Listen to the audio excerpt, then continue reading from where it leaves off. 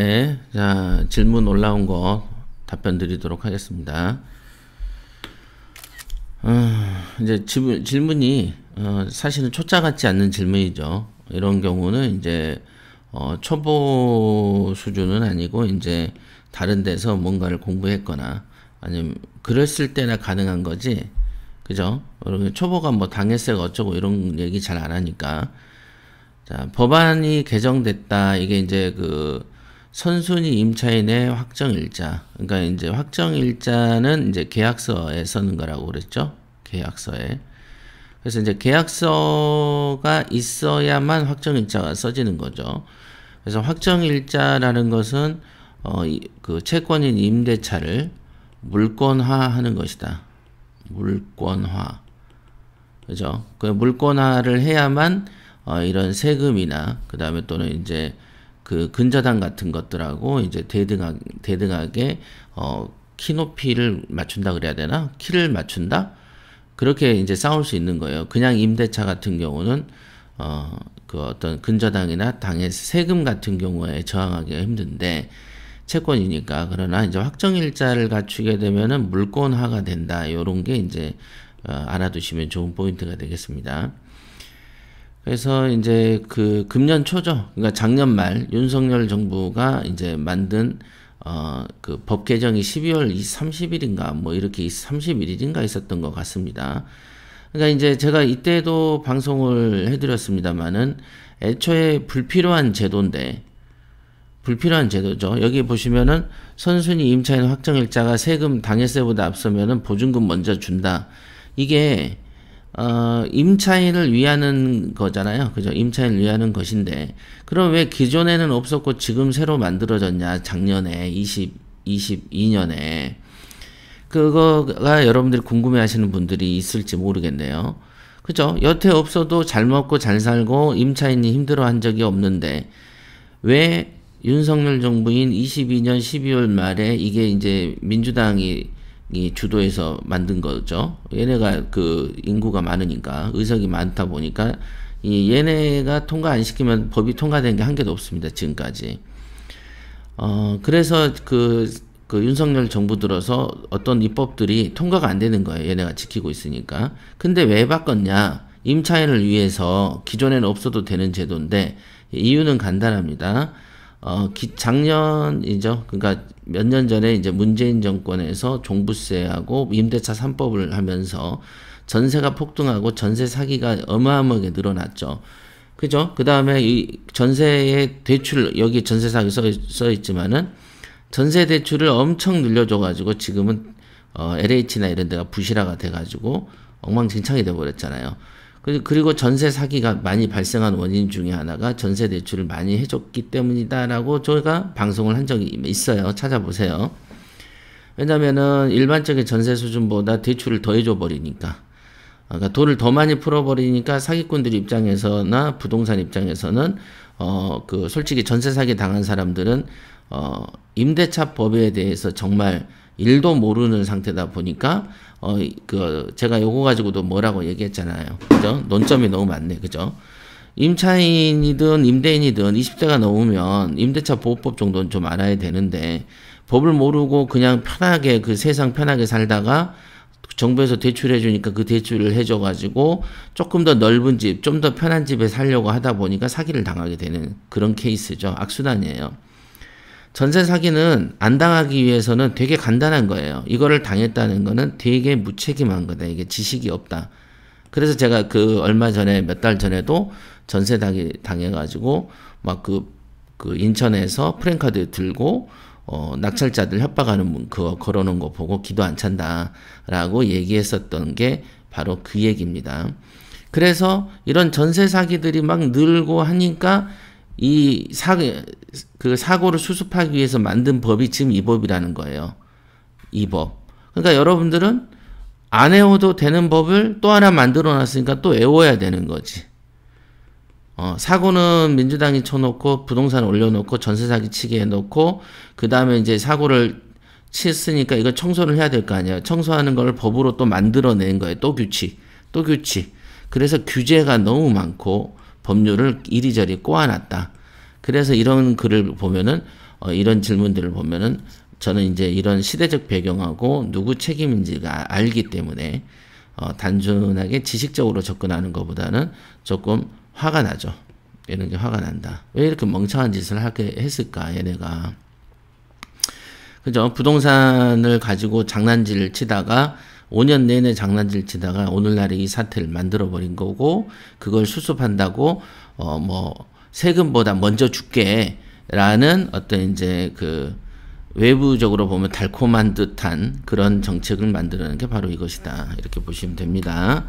이런 법과 사회 현상을 이해할 때는 어떤 법이 만들어진 배경을 이해를 해야만 조금 더 이해가 될 것이다. 자, 개정안은 세입자가 거주하는 집이 경매나 공매로 넘어가도 주택에 부과된 지방세보다 세입자 전세금을 먼저 변제한다. 그러면 왠지 그 세입자 위하는 것 같잖아. 근데 사실 아까 원인이 뭐라고? 원인이 자기들이 사고를 쳐놓은 거다는 것이죠. 국민들이 이걸 알아야 얘네한테 안 속는데 모르니까 또 당하고 이렇게 하는 것이다. 자, 확정일자를 받은 임대차 계약의 경우 임차 보증금은 체납된 지방세보다 우선 변제해서 전세 사기를 구하겠다. 예.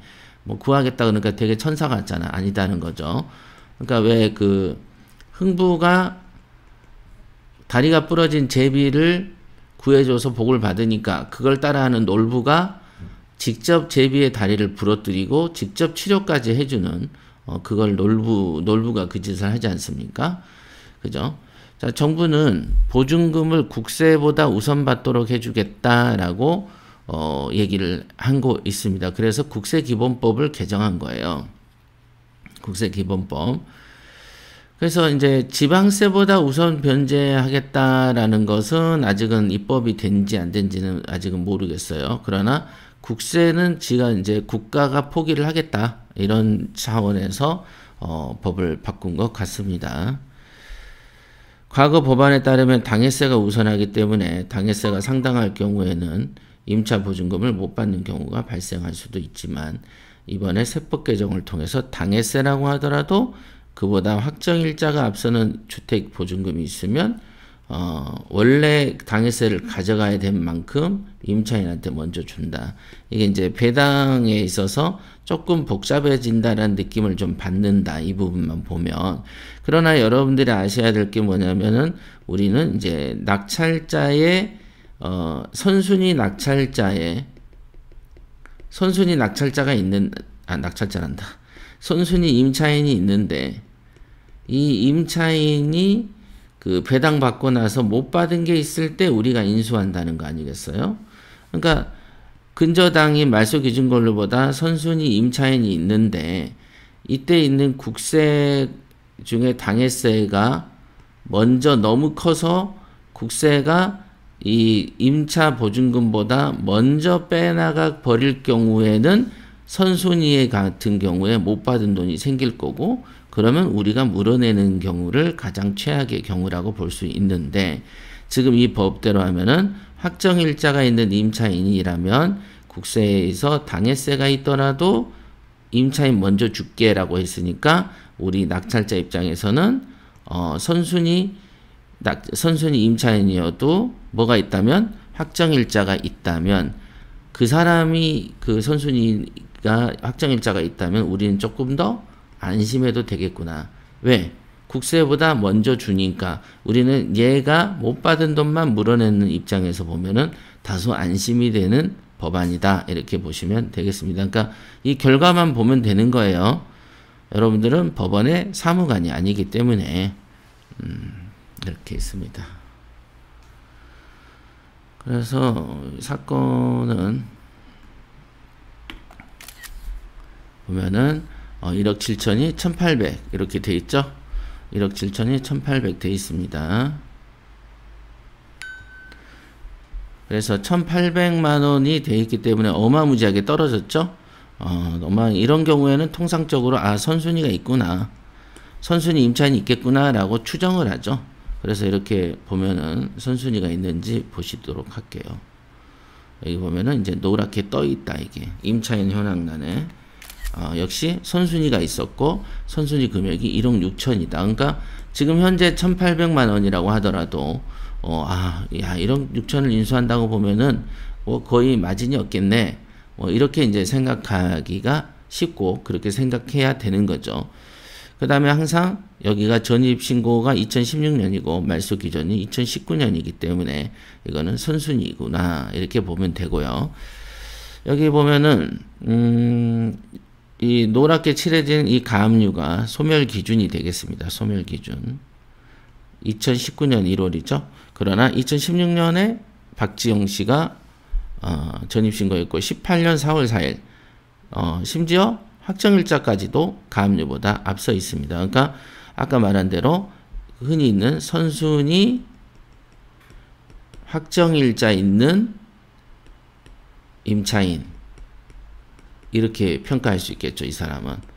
그러면 이 사람은 다 받을 때까지 안 나갈 거니까 우리가 못 받은 게 있으면 인수 대상이 되는 것이다. 이렇게 평가할 수가 있겠습니다. 근데 이제 질문이 여기에 보면 가압류가 이렇게 많은데 밑에 보니까 예산 국, 강서구 뭐 이렇게 써져 있다 이거예요. 근데 이게 보면 설정일은 20년인데 21년인데 아시다시피 세금은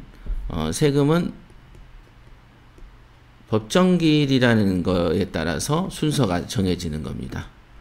이렇게 가압류 이런 거는 접수한 날짜가 기준으로 효력이 발생하는데 세금은 법정기일이라는 게 순서를 차지해요. 아시겠죠? 그러니까 국가가 자기가 손해보는 짓을 하겠습니까? 법을 만들면 그러니까 자기 유리할 대로 해석하게 만들겠죠. 즉 국가인 우리는 언제든지 가압류든 압류든 이렇게 취하면 그게 늦은 순서일지라도 사실상 세금이 생긴 날을 기준으로 해서 돈을 받을 거야. 그때부터 순서야. 라고 법으로 정해져 있다는 것이죠. 그러니까 사실은 20년 4월이지만 이날이 될지는 모르는 것이다. 왜냐하면 세금은 먼저 생기고 나중에 그 압류를 할 것이기 때문에. 물론 이런 신용보증금도 먼저 돈을 과거에 빌려주고 어느 시점 이후에 가압류든 압류든 하는 것이나 국가가 세금이 발생한 다음에 압류하는 것이나 구조는 똑같습니다만은 국가는 힘이 세기 때문에 법을 직접 만들기 때문에 법정기일이라는 새로운 용어를 만들어내서 돈을 가져가는 구조를 갖고 있다. 이렇게 보시면 됩니다. 그래서 질문이 뭔지 질문이 그래서 아까 말씀드린 압류가 아까 후순위였잖아요. 그런데 배당에 있어서는 소액 임차인하고 이 임차 확정일자부 그 채권자보다 그 임차인보다 앞순위에 있다라는 것을 지금 이제 기한 옥션에 이거를 이제 보시고 캡처하신 거예요. 그렇죠. 여기서 보면은 임차인은 1억 5,500인데 1억 5,500인데 그죠? 1억 5,500인데 최우선 변제로 뭐 이럴 때 뭐 소액 임차인 얘 소액 임차인 아닌데 뭐 어쨌든 그러고 나서는 이 순서상 1,800만 원의 낙찰을 받았을 때 한 700 먼저 가져간다. 이거 같아요. 그리고 나서 남은 돈이 이제 이 돈이면 사실상 이 돈을 우리가 다 인수하게 되는 것인데 만약에 이거 금액이죠. 이 국세가 크다면 우리가 인수할 금액이 더 줄어들겠죠. 더 줄어들 거 아니겠습니까? 그죠? 그래서 이제 이 구조가 있다. 이렇게. 그래서 임차인 박재영이 1억 5,500이다. 증액이 따로 있었구나. 그죠? 이렇게 됐습니다. 박재영이가 지금 얼마인고? 1억 6천인데 1억 5,500하고 500에서 2번 정도의 인상이 있었구나. 여기 보시면 1억 6천인데 보증금이 되죠. 아까가 임차인 박재영 보증금 1억 6천인데 2018년에 500만 원이 증액됐네요. 그래서 처음에는 1억 5,500이고 두 번째는 500인데 500은 2018년 3월이니까 그래도 둘 다 선순위네. 500만 원인 그 증액 부분도 가압류보다 날짜가 빠릅니다. 그래서 둘 다 선순위가 되겠습니다. 그래 다 1억 6천을 다 받을 때까지 안 나갈 권리가 생긴다. 이렇게 보시면 되고. 그래서 이제 질문.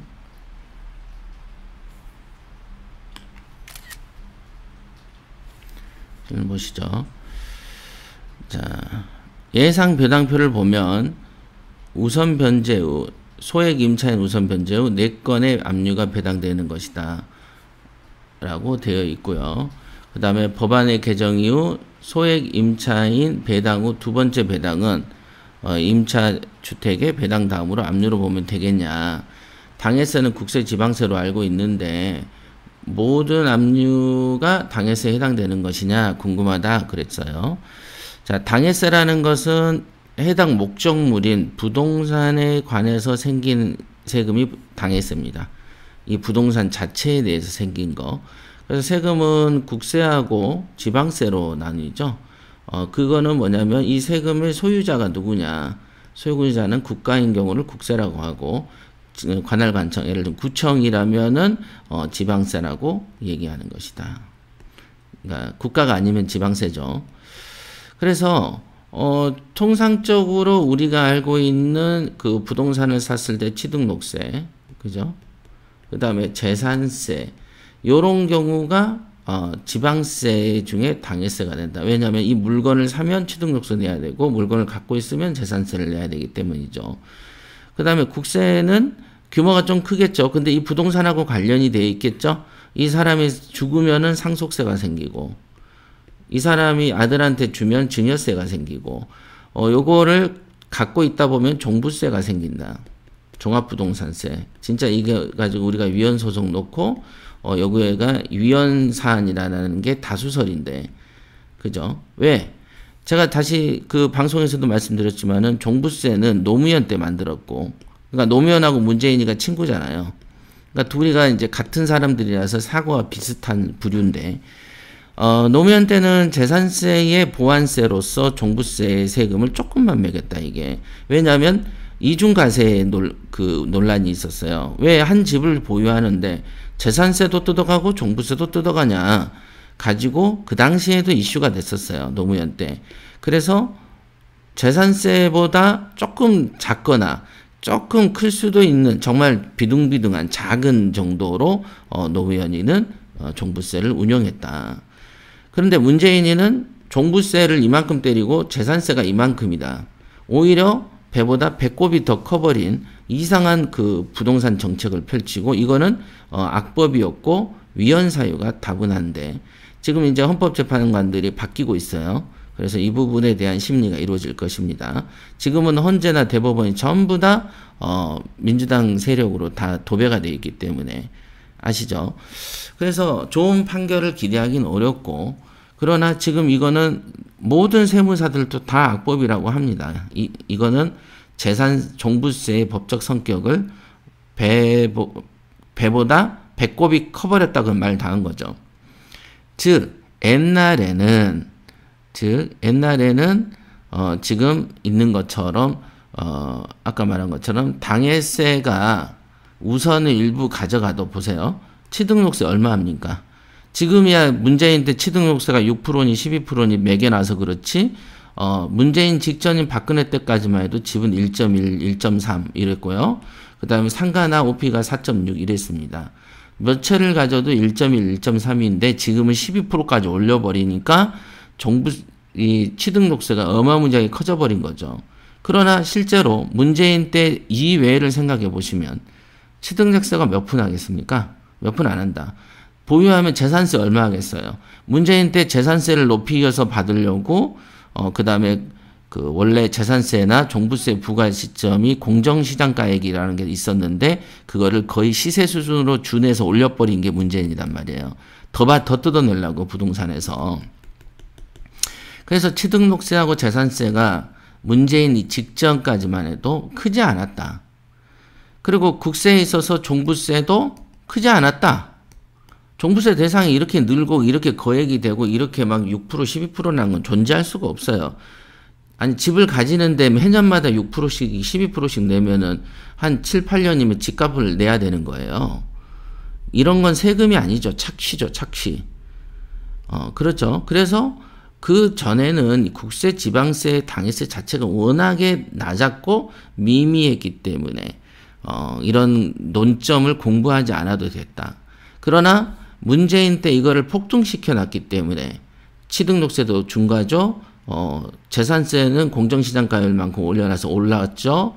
종부세는 폭탄 같죠. 그래서 신문기사 보면 종부세 폭탄이라는 단어들이 있습니다. 그러다 보니까 선순위 임차인들이 배당을 못 받게 되는, 임차인을 공격하는 수단으로 사용했고, 그러다 보니까 낙찰을 안 받게 되고, 그러니까 이제서야 작년에 법을 만든 게, 야, 국세보다 임차인 먼저 가져가. 그것도 다 주지 않고 확정일자 있는 경우만 보호해 줄게. 이런 식으로 갔던 거다. 오케이. 자, 이해됐죠? 그렇기 때문에 다시 캡처를 하겠습니다. 그러니까 이런 질문들은 답이 길어져. 이런 설명을 안 하고 얘기를 하는 것보다는 설명을 듣고 들은 게 훨씬 낫죠. 그래서 당해세는 국세, 지방세 금방 말씀드렸어요. 국세 중에는 종부세가 있고 여기는 취등록세, 재산세가 있다. 상속증여세는 국세에 해당하죠. 이런 경우에 모든 압류가 당해세냐? 그렇지 않다. 요거는 당해세인지 아닌지는 아까 말한 재산세냐, 이 세목이 재산세입니까? 종부세입니까? 취등록세입니까? 뭔 세입니까?를 물어봐야 된다. 그걸 모르고는 그냥 압류만 잡힌 거는 모른다. 이렇게 보시면 되고요. 모든 압류가 당해세는 아니죠. 뭐 예를 들면은 뭐 다른 세금도 많죠. 다른 세금도 많아요. 그러나 일단은 여기에서 이렇게 되고요. 국가라고 하면 국세이겠죠. 그 다음에 이제 예를 들면 강서구 이러면 이제 이건 지방세겠죠. 자, 이렇게 보시면 된다. 역사. 여기 질문 됐죠? 모든 압류가 당해세입니까? 그거는 아닐 수도 있고 길 수도 있다. 이렇게 보시면 된다. 예를 들면 지방교육세가 묶였다. 교육세가 체납됐다. 뭐 이런 경우는 또 달라지겠죠. 국세도 뭐 종류가 한두 개입니까? 저희는 이제 세무사는 아니지만 모든 그 세금이 당해세는 아니다. 이렇게 보시면 되겠습니다. 이 질문이 만약 최저가로 낙찰 시 1,800으로 낙찰할 때 선순위 임차인의 배당 신청으로 배당 후 낙찰자가 인수해야 되는 금액이 대략 어느 정도인지 궁금하다라고 얘기했는데 지금 여기서 1,800에서 아까 700을 아까 보니까 배당을 가져갔던데요. 그죠? 여기에서 이런 경우에는 보통 여기에서 강제 집행 비용을 먼저 빼죠. 비용은 한 200~300 됩니다. 그 다음에 이제 유익비 상환 청구권 이런 게 이제 유치권에 해당하는 게 있는데 이 사건에는 그런 건 존재하지 않을 것 같고요. 그 다음에 이제 최우선 변제금을 뺍니다. 최우선 변제. 지금의 최우선 변제가 지금 얼마인지 한번 보도록 할까요? 이게 지금 어디에 있는 건가? 강서구 화곡동 2022에 104737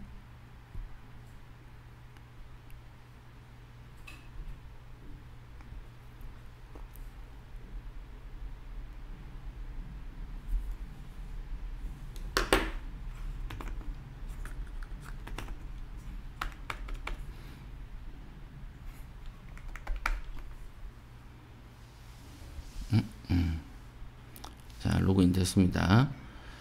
2022에 104737 맞나요? 여기에 최우선 변제, 주택 최우선 변제를 보도록 하시죠. 주택 최우선 변제는 그 담보물건 기준인데 이런 경우는 압류 가압류 때는 최신 버전으로 조회를 합니다. 그래서 보면은 이 서울이죠. 아, 여기에 딱 걸리는구나. 서울일 때 1억 6,500일 때 5,500까지네요. 그러니까 아까 이게 한 번에 1억 5,500, 한 번은 500 증액해서 1억 6천 아닙니까?